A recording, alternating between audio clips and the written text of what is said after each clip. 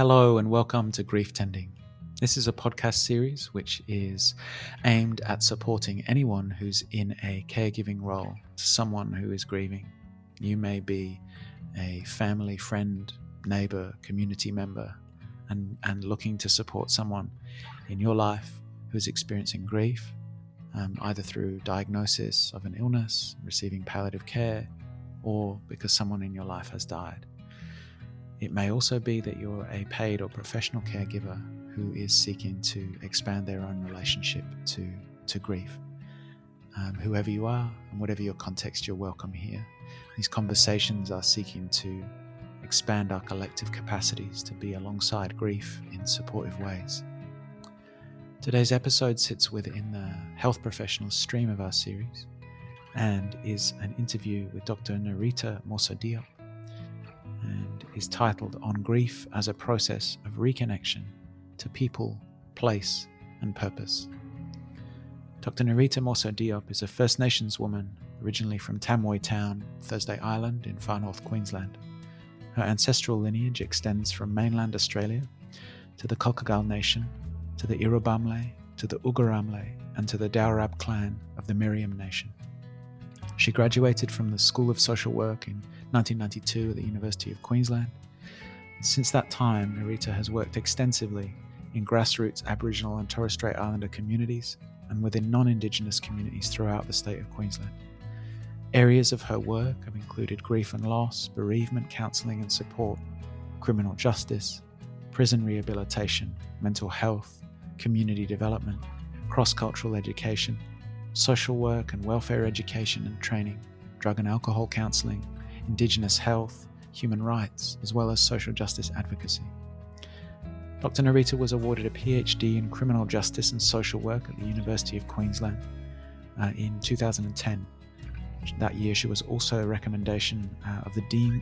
She also was a recipient of the Dean's Commendation for Outstanding Research and Higher Degree Thesis. In 2018, Noritta was awarded the UQ Alumni Award for Indigenous Community Impact. Noritta is also a 2011 Winston Churchill Fellow and a 2006 Australian Federation of University Women Fellow. She's the co-founder of Galang Place, an Aboriginal and Torres Strait Islander counselling service which is based in Brisbane. And Noritta is also the founder and managing director of Malumai Wellness Consultancy, a family-owned company that is committed to addressing the social, emotional, cultural and spiritual well-being of individuals, families and communities on a local, national and international level. Noritta is currently a senior lecturer, unit coordinator and First Nations consultant at the Australian College of Applied Professions in the School of Social Work. So in this episode, which is called On Grief as a Process of Reconnection to People, Place and Purpose, Dr. Noritta reflected back on many decades of working and walking alongside people who are grieving, people who are dying, and people who are bereaved, and how this work, in the early years of her career, how this work really deepened and enhanced her connection to life and shaped her perspective and her outlook. It was a recurrent thread through our conversation. Through, it sounds to have been through Dr. Noritta's life, but I really appreciated the openness and vulnerability with which she shared and talked to us both, from a level more of principles and knowledge, but also from very practical examples and stories from her lived experience, practice wisdom. So I really valued the invitation from Dr. Noritta to share grief and to keep grief moving within us, to share it between us as people, to acknowledge its presence in the relational space between people, and also to share grief with the wider world around us. And Dr. Noritta is very passionate about this, about grief being, taken back out into the more than human world, and how grief itself can invite us to reconnect with the world and the vast expressions of life around us. I also found it really helpful. Dr. Noritta shared some really practical insights around the ways in which we can be, if we're in a supporting role to someone who is grieving, offer some gentle invitations towards reconnection, and to meet people who are grieving in relationship where they are at, and to listen. And that through that process of listening, there may be ways that we can find these invitations to reconnection. So one of them we spoke about was in perhaps assisting people to reconnect with a more than human world, the outdoors, the natural spaces, and how important that is. She talked about a range of ways in which it's helpful, if you are a professional caregiver, to be informed and to be aware of cultural protocols and things that are important to be aware of from a perspective of, to have some cultural humility in working particularly alongside Aboriginal and Torres Strait Islander families. But also that at the heart of connecting and being in relationship with anyone in your community who is grieving is this being in relationship with that person and with grief within yourself as well. And so Norita also offers a range of ways in which we can seek to bring grief out of the mental and only the thought kind of space back into the body, but also to externalize it. It talks about crafting simple acts of ritual and remembering. It might be writing, it might be going to a particular place and carrying out a particular series of acts in an intentional way. And Dr. Noritta also spoke about her ongoing healing and therapeutic work, and we posted links to those so you can connect either with her or with her work in an ongoing way. So it's really grateful to be able to bring this episode, and whoever you are, whatever your role in supporting people, I hope that this episode is supportive and helpful to you. Hi, Norita. Thank you so much for joining us for this episode. Hi, thank you for inviting me, Ellen. So I wanted to start by asking you, we were talking off air in a conversation earlier about, although you weren't working in palliative care when you first finished or graduated from university, you've talked about how you were encountering grief and loss and trauma in many areas of your work, and that it was actually some training from a range of organizations, some of them palliative care organizations back a few decades ago now, that helped to shape your relationship with grief and loss, and that had quite an impact on you as a person. So I just wanted to invite you to talk about those times and the impact that had for you. Well, I have to start at the beginning, I guess. My first job was working as a grief and loss deaths in custody counsellor for the Aboriginal and Torres Strait Islander Community Health Service. And part of our role was supporting families who've lost a loved one through death in custody or through at the watch house and all of that. And we take the families into the prison or the watch house where the loved one committed suicide or was killed. And so, but even though I worked in looking with families who've lost a loved one in police custody and things like that, but we had all the different issues around loss and grief as well that we were dealing with. And so I found myself even working with palliative care, clients, and like going to the hospital and supporting people on their deathbed and things like that. And it was during that time when I realized that my training in social work at the time in the 80s, it wasn't sufficient because we didn't fully understand, the whole spectrum of loss and grief. And yet we were dealing as young people. I was only very young in my early 30s, and we were dealing with, all these people's experiences of loss and grief and trauma that we as counselors we were having trouble with, trying to, because we were dealing, with things that we didn't fully understand. And that's when we wanted to get some training from loss and grief. And this is why when I contacted my boss and said, look, we need training because it's a specialized area. And, and so that's why they got Karina Hospice on board. We had NALAG, National Association of Loss and Grief, and we had like SIDS and SANS.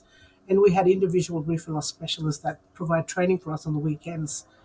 And the things that stood out for me was that when you're working in the area of loss and grief, when you're supporting families who've gone through so much sadness and loss, it gives you a different perspective on life. It like puts life in a different perspective. It actually gives you a sense of gratitude for human life, for the essence of what humanity is all about and things. And I loved when we did our training with Karuna and with different grief and loss organisations where they took us out into the where there was a beautiful river or down near the ocean or up in the mountains or and we would be in the bush, the Australian bush and things. And it really helped me to understand what the true meaning of life is about, like appreciating the earth around you, Mother Earth around you, but also appreciating how precious and fragile life is, you know, and to always have the sense of gratitude. As I said, I sat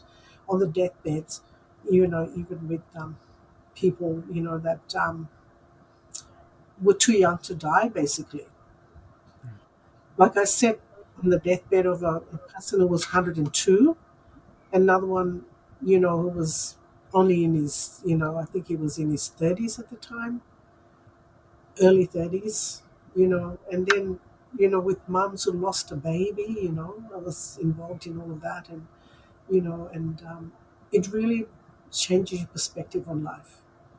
It makes you value what life is about. And also it values your relationship with other people, things like that. Yeah, I can hear you talking about how this experience of being alongside grief and death kind of brings you more into connection with an experience of being alive, more into relationship with being alive, and also more into relationship with a sense of gratitude Yeah, for life, but also for relationship. Mm, yeah, mm. mm, Yeah. absolutely. That's quite different, I think, from the perspective that I don't know how it's been for you, but often people who work within palliative care, for example, people outside of palliative care imagine it will be, there's usually a list that includes that would be sad, depressing, somehow maybe even draining. So it's quite a different experience to think about this relationship being one it's certainly more than one way and also it nurtures other capacities or something, I'm wondering. Yeah, because it makes me appreciate life, I guess, because I sat with people on the deathbeds, like my aunties as well, and people like that I've been with, and cousins, who've died, like were too young to die, basically, but sitting because they were very sick, and and hearing the things that they wanted to do, the things that and the other ones, the ones that was sick as when they were young, the things that they wanted to do, they still had a lot of life to live.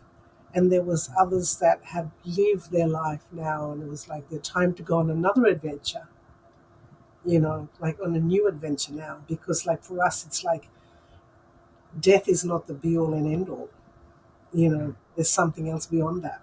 Like as First Nations people, we always believe that there's something else there. We always believe this because we always believe in the invisible forces that exist in the world, because our worldview goes beyond the natural order of life. We believe in spirits. We believe in spirituality. We believe and it helps you put things into perspective, I guess.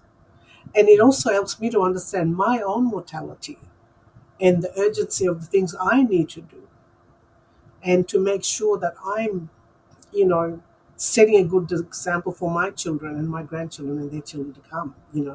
It kind of mm, helps you. Like I tend to look way into the future. mm, Like I look way, way, way, way into the future. Like as somebody's ancestor, and what would I like to leave behind? And what would I like my children have to be remembered? You know, that I did my best to make the world a better place.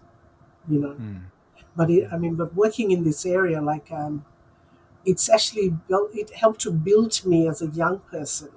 It gave me the strength, and the courage, to tackle the unknown, you know, because you're dealing with people, that's, my best friend. I was on her deathbed, and she was a palliative care worker as well at Royal Brisbane Hospital, and I sat with her on her deathbed, and and just listening to the things that she, would have liked to have done, and knowing where she could have been, and knowing her story and like where she's come from and things like that. And it's kind of, I acknowledged her in my PhD, and I acknowledged my 102-year-old friend in my PhD thesis, because they were people that, gave me the courage, helped me to continue and to not be discouraged, It just really, it changes your perspective, and about, especially about the things that are important in life as well, the things that are important, like making the time, like to actually, tell people that you love them, making the time to visit that auntie that you haven't gone to, or that elderly friend that you haven't seen for a while, go and, make those times to sit with people. And it just changes your perspective.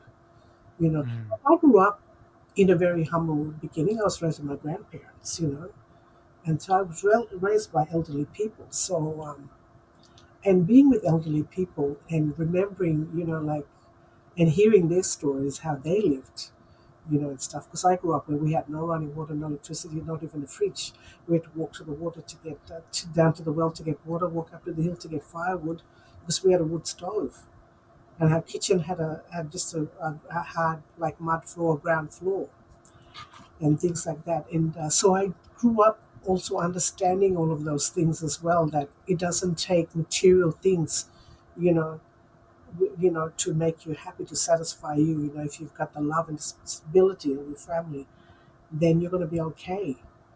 Like, so I had this very strong, solid upbringing because we had no violence in my home.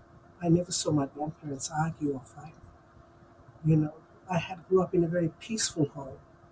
So I had that perspective already. So I had a kind of a sheltered life in some sense.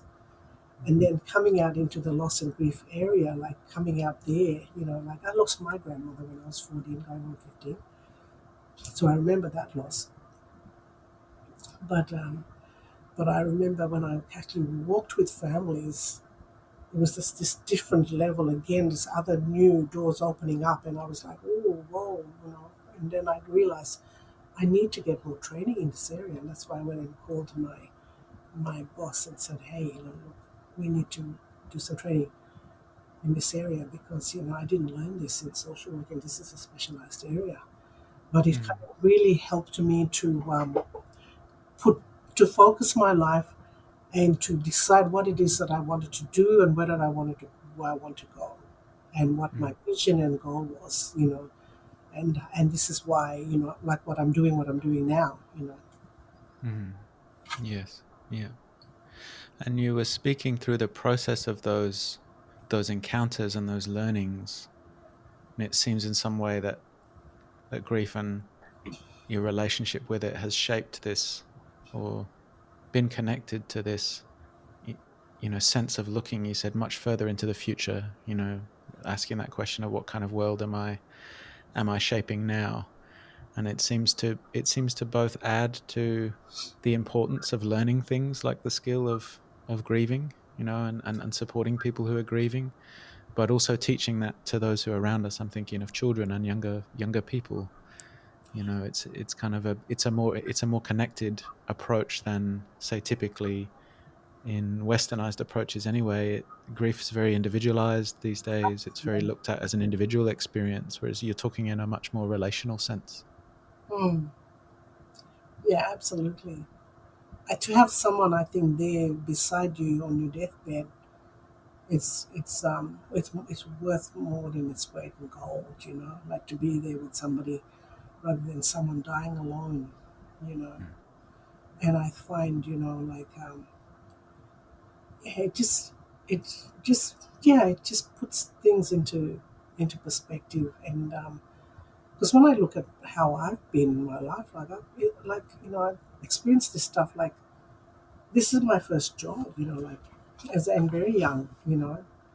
and stuff. And we have this collective sense of grieving too. And I say to my social work colleagues, I said, look, be mindful that we're a family people, we're a community people, And we're always doing stuff together. And when someone dies, be prepared that you'll get a whole bunch of families coming into the hospital to see them. And they might come and they might wail, and they might, and they'll bring everybody in. They might, and they'll come in and sit there, but just be flexible and be Mm. mindful that create a place where they can sit, and just they'll understand this. And look, you can only allow this many people in the room at the time, But as I said, and with also to be mindful of men and women's business as well. Like Mm. men deal with men, and the women deal with the women. And things like that. And usually the uncles and aunties play a big role in all of that as well, especially if there's a child that's died as well. Like a baby or a little kid, little child. Just be mindful of all those protocol, and like I said to you before, understand that we're not homogenous. Like even like, because Australia, as it was not one country, it was a continent with many nations and many language groups and stuff. So be mindful of all of that. Understand that you need to ask. You need to ask. If you don't know, just go and ask. It's better to ask than to assume. Like, don't think that, because you did that for this family from this place, it's going to be what you're going to do for this family from that place. No, you need to go and ask them, and say, look, like, I don't understand, and be sincere. How would you like? Where should we go with this? What can I do, and how do I go about doing it? That kind of stuff. Getting their advice on things, and making sure, because I said there's always, like, the liaison officers, liaison people at the hospitals as well, and a lot of them can help you as well. Sit down with them, and if they don't know, they'll get someone from the community to come, and Mm. there's always someone in the community that will come and give some advice. Mm. And for Torres Strait people, for Torres Strait Islander people in particular, they like to dress the body before they go down to the morgue. Mhm. Like, so the male will come and dress the men, and the women will come and dress the women before they take them to the morgue. And then they'll have another dress up, where they dress the body again before they bury the body, like bury the person as well. Like, so there's all those protocols, but as I said, everyone's different, so you've got to make sure that you find out the background of the person, and find out even their language differences as well. There's different cultural norms people do, so don't presume that. So we're not homogenous, basically. So Mm. making sure you ask the questions, at least the right questions, you know and stuff, so you don't make a mistake. Okay, and as I said, the world that you can see is not the only world for us. Because my grandmother said to me, never ever believe that all that you see in the world is all that there is of the world. There are many things in the world that you can't see, that we can't see, but they're just as real as you and I. She said, just like that tree over there. And she wasn't talking about the wind. She was talking about spirits. She was talking about our ancestors coming to visit, and Mm. things like that. So we have that other way of thinking in the world as well. So Mm. we don't, everything about it's not just about the natural order of the world. Like, there's all these other things. There's all the invisible stuff that happens for us. Mm. Things, Mm. yeah, Yeah, and I think that that invitation to not assume and to ask is a really important one, mm. as well as having an appreciation that, um, yeah, there's more than people can see on multiple levels, right? Yeah, Like that absolutely. they can see or that they can assume, as it should be when people encounter any family. And I think palliative care, more than perhaps other areas of healthcare, I think is generally better at this, taking what's typically called a holistic approach, Yeah, recognizing that mm, you yeah, need to appreciate the different aspects that make up a whole person, but also that a person's not an isolated individual. They sit within a network of yeah, family, and then a network of relationships to the more than human world as well. yeah, Mm. yeah, absolutely. Yeah, no, that's very true. And I'm just thinking, like, even some people, some families, like, I've requested to my family. I said, look, when I die, I live in Brisbane. I said, I want to be sent home. I want to be sent home to Thursday Island, where I was born, which is a few hundred kilometers away. So, but I want to be sent there. So some people do want to be sent home to their homelands, and there's certain rules and protocol around all of that, you know, and things like that that needs to be addressed. So yeah, some people when they take their loved ones, some they have to be there on the plane with them, and things like that. Take them there, and things like that. There's all these different protocols that need to people need to understand, you know, like.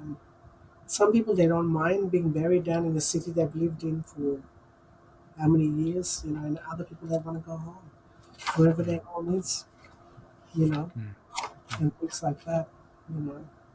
And yeah, but I think what I say to when people are grieving, like, don't stay away, like don't think, oh, I don't know what to say, because oftentimes people don't need you to have all the answers. They just need a shoulder and they need an ear.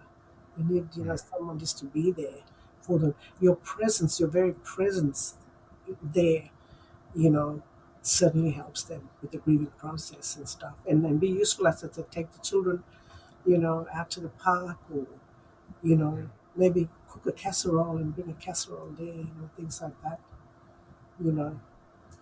And things, and different communities have different ways of mourning, the ways of grieving for their loved ones.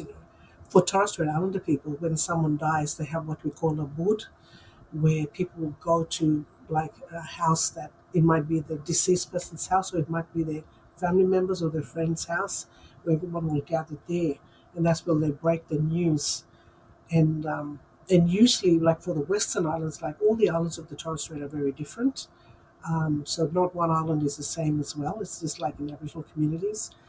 And but when someone, usually in the Western Islands, it's usually the Madiget, the in-laws that will come in, and they will usually break the news to the community, and they break the news to other family members of the person's death, and they'll be the one organizing the funerals and even the feasting afterwards. Like they have the wake. The wake is usually quite big, and they're the ones that usually organize all of that. But in the Eastern Islands, everybody helps. Everyone stands up and everyone helps. So it's not just the in-laws that bear that responsibility. It's everyone that helps. But people will sit. They will come and meet at at this house, the nominated house, and what they will do then, people will bring food. They will bring something to share with everyone, and they will sit there usually until while the person is lying in the morgue, and then after that, that ends after the person is buried, and they have the wake after this person is buried. Things like that, and people just come and they just help out, and some people just bring like, tea and coffee or biscuits or a casserole or something. They'll bring, and they might have a barbecue and stuff like that, and then about a couple of years later or a year later, they'll have what we call the tombstone unveiling or the tombstone opening, where they put the headstone on the grave, and that's like to celebrate the life of the person that died. And they wrap it up in this beautiful, colorful cloths and stuff like that. And you have it, it's a big, big process. You can check it out, just some research you'll find out about that. Torres Strait Islander tombstone unveiling, and that signifies the end of mourning, basically. So they have a big celebration and feasting and dance and everything to celebrate the person that lived, and that's kind of the end of mourning. And that really helps with the grieving process. And it helps if you're not able to go to the funeral, you'd say, oh, well, I'll go to the tombstone unveiling. That I can do that. I'll go to the tombstone unveiling. So that's another thing as well, that people are doing, Torres Strait people do as well. And as I said, each community is different. Aboriginal people, they have their traditional dances and ceremonies, at funerals and stuff like that as well. But it's a matter of asking people, asking the families what they would like done. And because, as I said, each community is different, and each family is different, and stuff. So, and everyone would like things done, the proper way, their own cultural ways. Yeah. Mm. Yeah, thank you. Thanks for sharing those insights. And I can hear, while you're talking around, while there will be different specifics to people's wishes and to the protocols that might be in place, that along the way, what a difference it makes to have some structure, some cultural practices, and also for that. I heard you keep using this word. It's a communal experience. It's in community, and Mm, that people can have different roles in being supportive there. And yeah. I think one of the challenges when grief is thought of, for example, primarily or only through like a mental health lens, it means then that people in the community don't then have as much of a role. Mm, Whereas I think often we hear from grieving people that, just as you've said, because people are maybe unsure about what to say, or sometimes don't feel like quote unquote qualified to help, that mm, maybe they stay away. Whereas exactly like you're saying, these gentle invitations, people need an ear and a shoulder, I think you said, and just your presence. So mm, whether or not there's formal structured ways to do that, or whether you find gentle ways like offering to take kids to school or to the park, or cooking, these seem, you know, really inviting back in that communal sense for people, yeah. no matter their context. Yeah. And one of the things I think I found when I've sat with people on the deathbed is that play their music, play Mm. the music that they like, when I supported my 102 Irish friend, he was at Mount Olivet, and he was my best friend. I met him when he was 95, and his name was John Barnes, and he was came to Australia in the 20s. And but one of the things he used to say, I said, "I don't think I'm going to live as long as you, John. What's your secret for long life?" And he would say, in his strong Irish accent, he would say, there's a difference between, he said, never worry and never hurry. And I'd say, oh, that's difficult to do in this society. And he goes, there's a difference between worry and concern. He said, look, if something terrible happens to you in your life, be concerned about it, but don't worry about it. This is the worry that brings the sickness, that brings the stress, that brings the sickness. He said, and if you have to go somewhere, give yourself plenty of time to get there. So you're not hurrying. Even if you arrive early, at least you can sit and ponder about what, and he used the word ponder. So at least you can sit and ponder about what your day will bring, what it is you've got to do for the day, you know. Mm. And those were kind of his words. And I sat with him on his deathbed and we played, because he loved his Irish music, and we played softly his Irish music in the background, and he would lie there. He was at that stage where he couldn't talk anymore, but you could see the smile on his face, and he was listening to his Irish music, you know.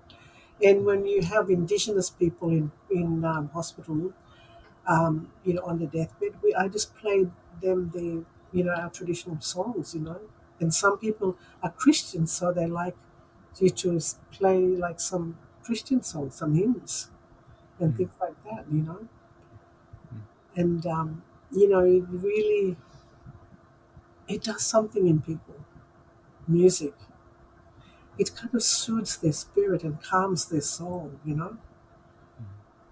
You know, and that's what I found. I found like playing a bit of music, when people are sick, when people are, on their way out, Mm. and Mm. stuff. Yeah, Yeah, I think that's a really important and helpful reminder as well. There's many things beyond words that can yeah, still be very helpful and supportive. yeah, absolutely. Yeah, yeah, and it puts a smile on their face. Mm. Yeah, it does. I've seen them smile, Mm. when they see this, when they hear their music, Mm. Yeah, especially Yeah. nice, soft music, and things like that. Mm. But yeah, um, what else? Yeah, I wanted to ask you, you've talked around maybe support for people when either someone's unwell at hospital or at home, or families maybe coming to hospital, things like that. I'm wondering, in your work alongside people, because you've also worked for many years, supporting people in healing, through experiences of grief from death, but also grief from other causes, Yeah, yeah, absolutely. other types of loss or trauma. So I wanted to ask you if you wanted to share any reflections around, things that you have seen be helpful or supportive for people. Um, I suppose there can be quite differing ideas, I guess, about what what people around someone who is grieving, what people think would be helpful versus maybe what often is? I think the best thing that I can think of is that because you're going through all this emotional and spiritual pain and trauma, and because of this tremendous loss that you've had in your life, sometimes it's helpful to do something physical. It's like some people name a star after their loved one. Some people plant a tree after their loved one. Or some people create memories and have a memory book, like from their loved one when they were born, like all these right up until when they passed. And like so to hand, and it's really, really important too, especially when it's a father that's passed and left children behind. When you have something like that, like so that they remember so they get to know their loved one that are passed. And some people create like a healing pond or a healing garden, and doing something physical, or writing a letter. Like for some people, when they pass, you don't get to say the things that you wanted to say to them. You know, Mm. you might be in a different country when they're sick over here and you can't get back. But it's good to write a letter. Even if you write a letter, then you take that letter and you can take it to the cemetery and leave it there, or you can take the letter and you can, after you write the letter, you can burn the letter, then take the ashes and sprinkle it, in the grave, and things like that. There's so many, but doing something physical is like taking it out of here and putting it out there, and Beautiful. putting it out there. It really, really helps. People think, oh, that's nothing, but it does. It does work. Just taking it out here, and you can find a park and you can cry about it, just scream about it, and just get it all out, and understand that it's a natural process. Grief is a natural process. It's like when you're walking down the beach and you stand on glass and you cut yourself, blood comes out. Why? Because you're human. So if you have a terrible loss in your life and you're going through all this grief, it's because it's a natural response to the loss that you felt. And they Mhm. say give medication as a last resort. People just need that support. They need people there with them to walk through them. And when we talk about loss and grief, when they say time heals, time doesn't heal. What time does is it helps you to find a comfortable place. It helps you to build that armor around you so you can deal with it better. But every anniversary and things can trigger it and come back in a reminder. But what time does it? It helps you find a comfortable place. Mm. So it softens the blow, more or less. It softens the blow Mm. as time goes on, but it doesn't heal as such, Mm. Mm. and stuff. And I think, And I really go yeah, ahead. Sorry. no, no, no. I was just going to say, like, to link back to what you were saying around something physical or externalizing the experience of grief from inside. I really appreciated how you were talking about that at different points in time, so that idea of the letter writing, for example, if someone finds after a few years, might be 5, 10, 15 years after someone has died, that if that's still present, these are still practices that people can do. This is something that we've been talking about through the series, ways that people can return to being in relationship with that grief over time. So I just really appreciated that. Yeah, and the thing to understand is like my grandmother passed when I was 14 years old, 14, maybe 15, and I said, she's still my grandmother. My best friend passed in 2001, and I sat on her deathbed, you know, and she was a palliative care worker at Royal Brisbane Hospital. Mm. She's still my best friend. She hasn't stopped being my best friend. She's still my best friend, you know. And all of the people, like Big John, 102-year-old Irish friend of mine, he's still my best friend. Mm. Just because they have gone from this earth here, it doesn't mean that they're not with us. And that's how we believe. They're still with us, you know. Mm. And we still hold them close. We still hold them close. And I guess and that gives us strength. It gives a grieving person strength to hold those loved ones close and never ever, it's like I always talk to my grandma, Mm. things like that, Mm. Mm. and stuff. It's like they've gone on another journey, you know. But it doesn't mean they've stopped being our loved ones. Yeah. Yeah, thank you for that reminder. Yeah, of ongoing presence. Yeah, absolutely. Oh, I believe that wholeheartedly. Mm. You know. Mm. Yeah.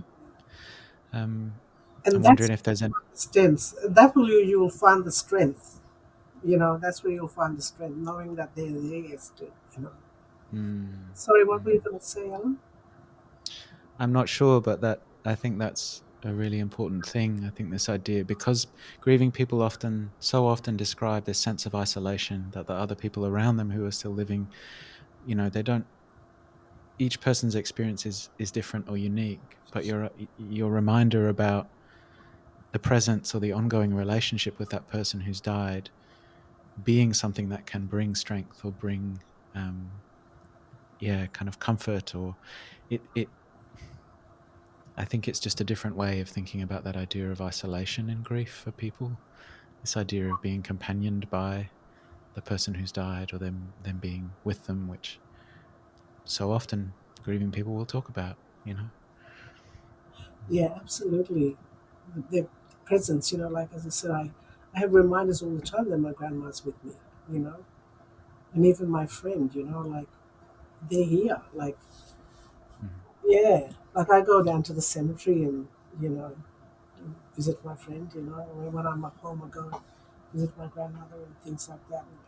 A lot of Yeah. people don't understand what it is. Like I had a lady that she lost every single members of her loved ones. They all died tragically, the husband and all the kids.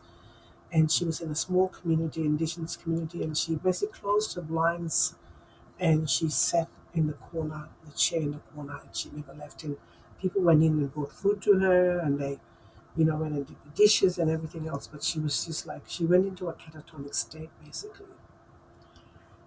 And so they asked me to come. The health workers of this community asked me to come, and could I come and run a grief and loss workshop there. I usually do 2 full-day loss and grief workshops. And so I went up and did this workshop there. And they invited this lady to come. And the lady actually knew me because she was one of my students from way, way back. And so she knew me, and she came and she didn't participate as because I use art, music, dance, and I use different therapies. I have a big canvas that people do prints and everything on it and stuff, and we have some great food and all that kind of stuff. And she came, she was there, she listened and she observed. She didn't participate as such, but she was in the group. There was like 20 people in the group, and I was there for the 2 days, on the Saturday and Sunday. And then on the Monday morning, well, the health worker rang me on Tuesday. But the health worker rang me and said to me that on Monday morning, that same lady, she at the crack of dawn, she was walking the streets of her community, greeting everybody with a big smile on her face. After 3 months of being in a catatonic state in a house, blinds closed and stuff. And then she said to me, "What did you do, Noritta? What did you do?" And I said, "Well, she was walking in a journey of grief because of this tremendous loss that she's had in her life. She was in this dark, dark tunnel. She couldn't find a way out. And all I did was I just gave her a little pen light to shine her way. And I gave her a Refidex, a street directory, so she could find her way. And I normalized it for her that grief is a natural human response to the losses that people have. I just gave her a little light so she can find her way through that dark tunnel, and I just gave her a street map, street directory. Because a lot of people don't fully understand what they're going through. What is that feeling they've got? What's that? You know. And in the 2-day workshop, I just walked her through, you know, so she could find her way. You know. Yeah, I just so appreciate in that example that you're highlighting. There were invitations there, but it was for her to find her way through. It wasn't you gave a Refidex, you didn't drive someone somewhere for the, Yeah. in the metaphor. I mean, it's like I'm reminded of your friend John's words, no, don't worry and don't hurry. It's kind of often when people are in those darker places, or in that needing to really retreat.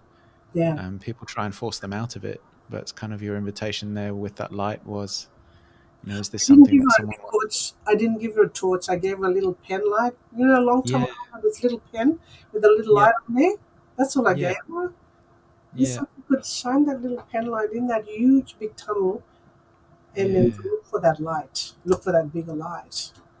Mm, mm, And by yeah, her waking up at the crack of dawn and walking that street of that small community and greeting everybody with a big smile on her face was that pen light, mm, yeah. you know? Mm.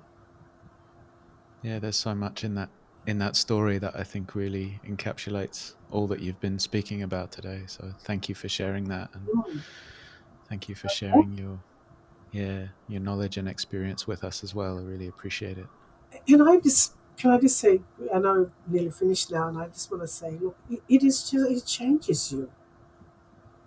It really changes you, you know, changes you as a human being, you know, it just puts into perspective what's important in life, you know.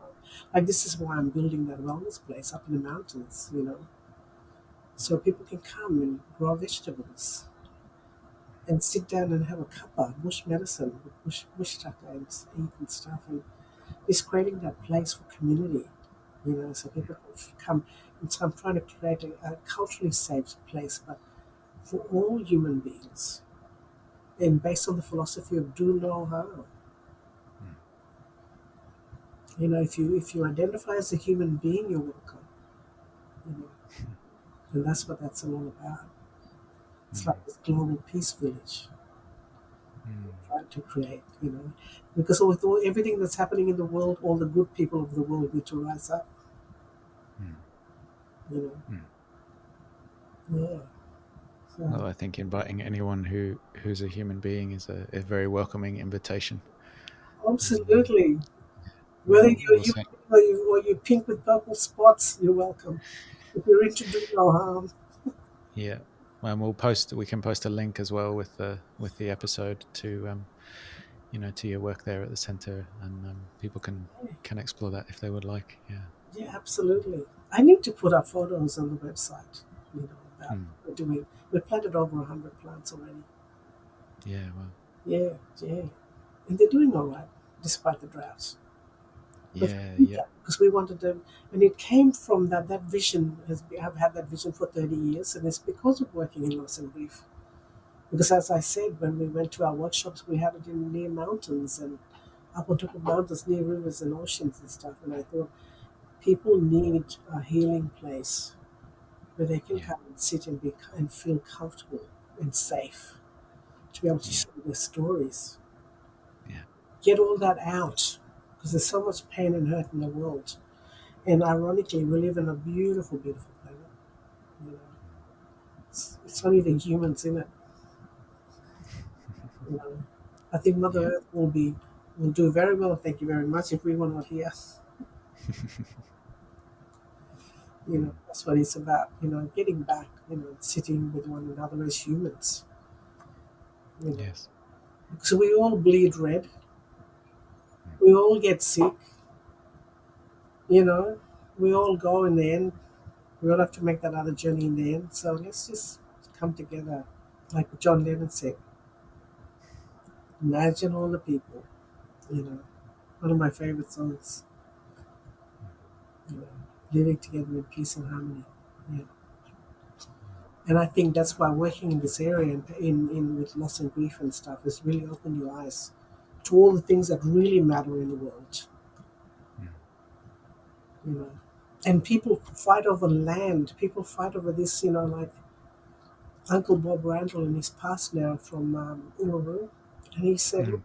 the land has been here for millions and millions and millions of years. Humans are only here for a blink of an eye. So how ridiculous is it to say that I own that land? Actually, the land owns you. You're Mm. part of Mother Earth, and everything in it around all our relations. That's our family," she said. He says, you know, It just gives you a different perspective, you know. Like First Nations people in America refer to trees as standing people. Mm. Even water has memory. Water is not just a liquid that you drink, it's got memory, you know. Yeah. And it's the same water that our ancestors drank and our ancestors swam in. It's the same water we're drinking now. Mm. Same water, you know. And that's Yeah. what makes this planet so special, you know. But it's when you're sitting or with someone who's on their deathbed, it really helps you to open up and reassess your life and Mm. reassess your purpose in life, to live life with a purpose, Yeah. you know, Mm. to live life with a purpose, you know, with peace in your heart, Mm. and have a sense of forgiveness, you know, and gratitude. Always gratitude. Never ever stop being grateful. You know. Because I say to people, look, because I'm an eternal optimist, and I say to people, I see the world through rainbow colored glasses, not rose colored glasses, rainbow colored glasses. And I say, my cloud is a gold lining, not a silver lining. And I've never lost my childhood wonder. Mm. Always, always appreciate the little things in life, you know. And that's what Mm. keeps you going, you know. Being Yeah. always aware of that little flower that's coming up through that concrete, or that little butterfly that flies in and flies out, you know. Being always aware, like, I see you. It's like when I walk past these huge trees, I call them royalty. These big, majestic trees, I call them royalty. And I say, I see you. Thank you for blessing us. Thank you for cleaning the air. Thank you for giving us this fresh air that we breathe. Thank you for being shelter for our birds and stuff. It's about just changes your focus working in this area. Changes your focus. You know? Mm. And looking at those things doesn't cost any money at all. It's free, you know. I wrote a lot about it because I write poetry and I'm going to publish my book of poetry.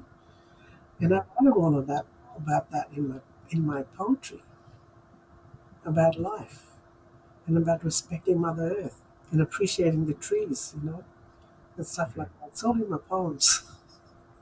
Mm. Yeah, I don't know. Yeah, I just see things differently from a lot of people, you know. Yeah. Yeah, But I can hear this reminder, this important reminder that death offers this invitation to be deeply in relationship with life and with what's most important in life, not only in the human world but also in the more than human world as well, absolutely. and then to try and express that. You know, when you named your poems, it's almost, I can hear like this singing back or this voicing back to the world these Yeah, things. death, when you're sitting with people on their deathbed, it helps you appreciate life more fully, Mm. to appreciate what you have more fully, and it helps you to live more fully, Mm. you know. Like being an academic, I'm like in this behind this desk, oh, I gotta go help, you know. So sometimes I just step out and I just stand beside them and I go, oh, thank you, Mother Earth. Like, I take my shoes off and I stand there, barefoot, and I stand and I look at all four directions, like north, south, east, and west. I said, oh, thank you, like just for that little minute, and I come back in. Yeah. My Yeah. neighbors probably think, oh, who's this crazy lady? But Yeah, like recharging, reconnecting. Yeah. yeah, grounding yourself. Take your foot off. Mm. Take your shoes off and stand on the ground barefoot. Mm. Yeah. Mm. So, yeah, Maybe that's a good invitation for anyone listening today, wherever they're listening. Maybe their next chance to go and be with, be outdoors, and be connect back to the earth. absolutely. You know, I'll tell you this one little story. Mm. I was standing, there's a place I stand over there when I talk, because I talk to Mother Earth as well, you know, I said thank you, you know, for everything. We Indigenous people, a lot of us do that. And I always take my shoes off, and I'm standing there, and this And it's beside a guava tree. There's a guava tree, big guava tree here. And you know what? Where I was standing, because I was doing that for a few months, where I was standing, right where my leg was, where my knee was, in there was this huge, big yellow guava. Hmm. There was no other guava tree on the tree. It was only a little tiny one right at the top, like this big guava was right beside my leg. Hmm. I just noticed this yellow, like wow. And I said, "Oh, thank you." It's like Mother Earth appreciating me, saying, "Hey, thank you," like saying thank you back. Like here's a guava for you, and it was the sweetest guava. I tell you, things like that. People might think, "Oh," but I believe all that Hmm. because we are. It's like Uncle Bob Randall says, everything. They're all our relations, all our relatives, and stuff because Mhm. we're part of the earth, you know. And the earth is like us, like my First Nations people, because I've walked at length with First Nations people in America and Canada. Hmm. I did my Winston Churchill research. I was over there for 10 weeks looking at healing programs on the ground. And talking with them, they see like we're similar to Mother Earth. Mother Earth is 70% water, so are we. They say that the grass is like the grass is like the hair on the skin of Mother Earth. The mountains are the backbone. The air, the breath is like it's like the wind. Hmm. You know, the they say the lava is the bowel of Mother Earth.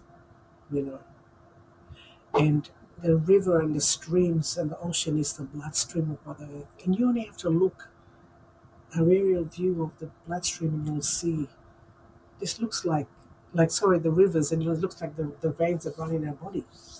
You know, and of course the trees are the lungs. You look at X-ray photos of our lungs, looks like upside down trees. You know, so we're a lot closer to the earth than we think. Hmm. Hmm. You know, it's As you're sharing that, it's making me think right back at the beginning, you were talking about when you were very first learning about grief, about being taken out into outdoor spaces, out into the body of the earth, and thinking about people who are holding grief in their body, you know, going back outside to be with the body of the earth, and that the interconnection between the two, just the levels of connection as you speak, just continue um, to expand for me. oh yeah, look, and I've worked with First Nations people, like yeah, as I said, and everyone has these similar ways. Like my grandfather always says, look, every there are every medicine for our human ailments that can be found on the earth. If it's not on the earth, it's not on the land itself. It's in the ocean. But one of the things he said, but you have to look after the earth. If you look after the land will look after you. Mm. If you look after Mother Earth will look after you. You know, So there's this relationship that we have, and some people have gone so far away, that they're not connected. But all of us, all human beings, are spiritual beings. But it's about being connected. Some people have forgotten about it. They've gone their own ways. It's like I don't have a driveway in front of my house, and people go, "How come you don't have a driveway?" And I said, "Look, I live in a concrete world. I prefer grass, actually. I don't want to build any concrete driveway. It's like walking on grass. The Mm. mower comes and he mows where my driveway is supposed to be because there's grass there. So I like Mm. when I look this Mm. green. And I've got lots of trees everywhere here, you Mm. know. I said, because I like that connection, like, because we're part of nature, we're part of the earth. And I think, sitting with people on their deathbed, but working in this area of loss and grief. Like I still do these wellness workshops. I did one just a couple of weeks ago. Um, I use aromatherapy, plant medicines, and everything, bush medicines and stuff, and foot baths, and show people how to mix essential oils for therapeutic benefits, plant medicines, and things like that. But I've been doing that for ages, since I was in my 30s. Still do that stuff, you know. I'm still working around that healing stuff, Mm. because that's where I feel most comfortable. That's when I feel at peace, Mm. in this area. Yeah, because I love peace myself. Mm. Yeah, I very rarely watch the news. I don't know if that should be in there, but I very rarely watch the news because it's just too much stuff, Mm. Like that song Yes. from the 60s, horror movie right there on your TV, Mm. you know. Mm. And you need to have positive vibrations around you when you connect with people, have positive people around you. And, I try to stay away from negativity. Mm.